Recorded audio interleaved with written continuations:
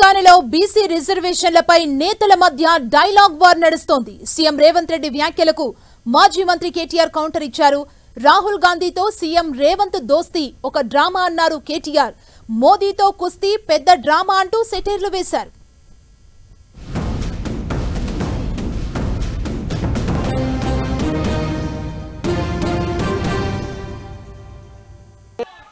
నిన్న సన్నాసి మాట్లాడతాడు.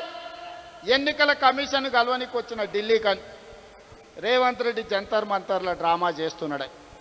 నేను అడగదలుచుకున్న మా బలహీన వర్గాల సోదరులు, అయ్యా మన దీక్ష వాళ్ళకు ఒక డ్రామాలాగా కనిపిస్తుంది. ఆయన పేరే డ్రామారావు.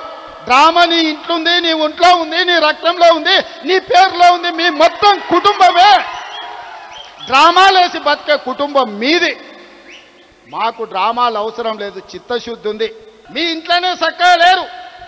ఒకరు బీసీకి అనుకూలం అంటే ఇంకొకరు వ్యతిరేకం అంటారు. మూడోగా ఆయన మధ్యస్థం అంటారు. నేను అటు కాదు, నేను ఇటు కాదు అంటాడు. ఈయన ఈ అటు ఇటు కానోడు కూడా నా గురించి మాట్లాడతాడు. నీది డ్రామా, నీ పేరే డ్రామా. ఎవరది డ్రామా?